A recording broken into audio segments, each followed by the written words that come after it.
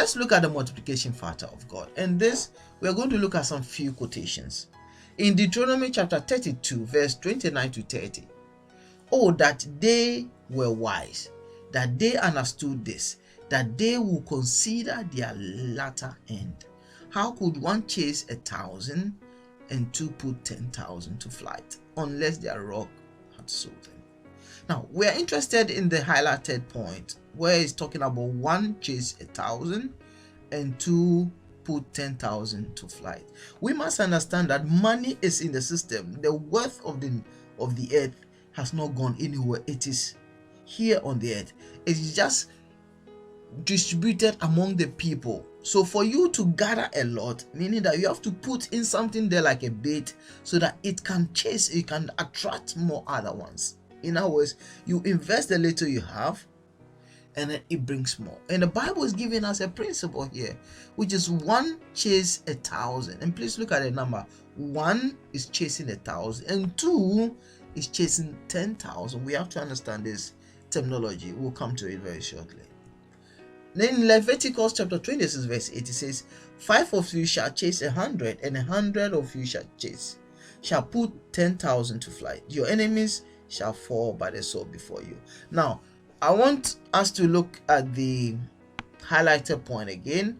100 of you shall put 10,000. So the previous quotation just talks about one chasing 1,000 and two put 10,000 to fly, and then here it's talking about 100 of you shall put 10,000 to fly. So why now it has changed from 2 to 100, putting 10,000 to fly? We must understand this. This is not a linear correlation.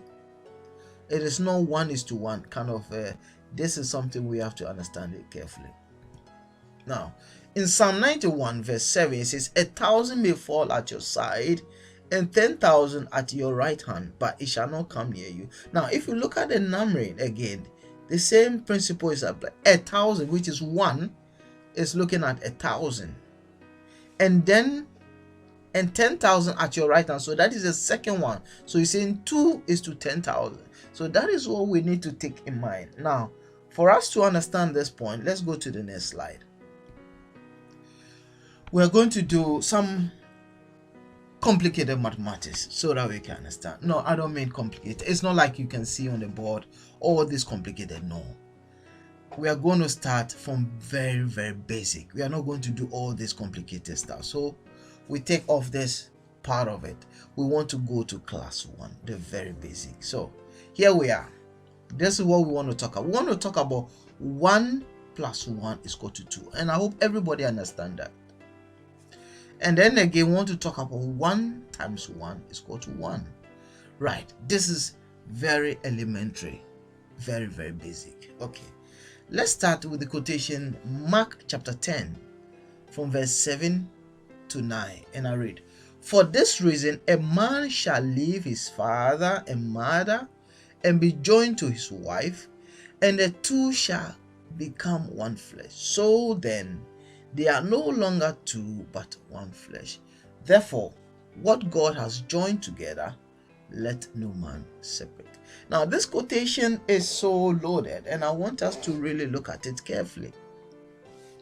When we look at this, it says 1 plus 1 is equal to 2. For the understanding here, we need to know that 1 plus 1 is talking about an individual 1. And this is what most men of God quote during wedding ceremonies, that 1 plus 1 is 1 in God. That is mathematically wrong, and that is not what God intended or what God meant. When he said, a man, for this reason a man shall leave his mother and father, the understanding is not 1 plus 1 is equal to 2, but it's talking about 1 times 1 is equal to 1. Because they shall still be 1 and not 2. That's what the Bible really said. So the understanding is that, 1 times 1 is 1. Times is multiply. 1 multiplied by 1. 1 is maybe the male multiply with the female, and they become a family, which is 1 unit and 1 flesh. That is what the Bible talks about. So the Bible really commands us to multiply. In fact, addition is a slow form of increase, whilst multiplication is a faster rate of increase. And that is what God has commanded us to do, to multiply, and He Himself multiplies for us in a higher rate. So I hope you understand this. In other words, again, we can look at it from this. If this one person is the man, and then this one also person is the wife, then when they multiply, they will give birth to, they will become one. Nothing can separate them. So the two coming together forms one. God is asking them to multiply. But if they come and add up, then they become two, and the two can be separated. You can separate two. 1 is to 1, 1 plus 1, but you cannot separate 1. 1, no matter how you separate, still remains 1. You cannot have it half, 0.5. No, it's not possible for counting numbers. So that is understanding. God said that, therefore, what God has joined together, let no man separate. You can't separate 1 is to 1. Oh, 1, which is 1 times 1. That is understanding it. And with this same understanding, we are going to go to a higher understanding. Now, savings means adding and multiplying. Investing means multiplying. We want to look at the term of savings. So, if you have 10, and remember, we are using this number 10 because of the principle of tithing we mentioned earlier on. So 10.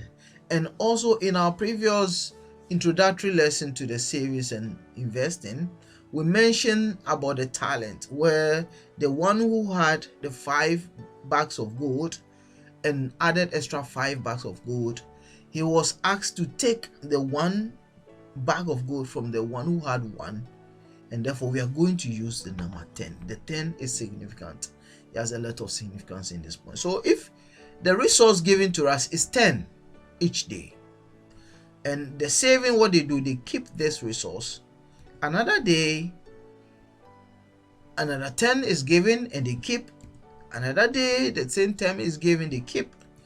Another day, the resource is given again.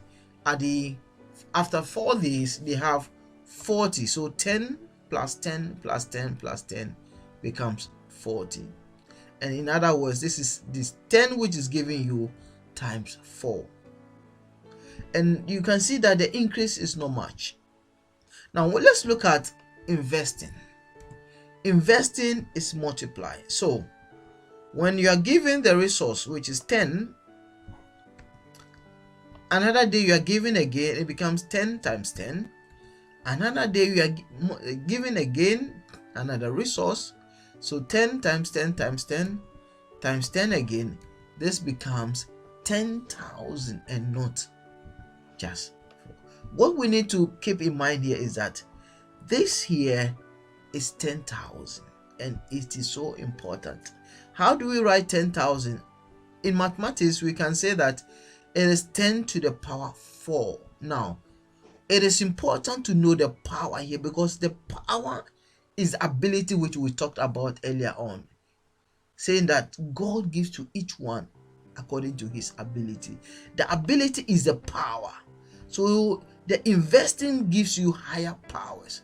Whilst the saving, there's no power. The power here of the 10 is 1, but here the power of the 10 is 4.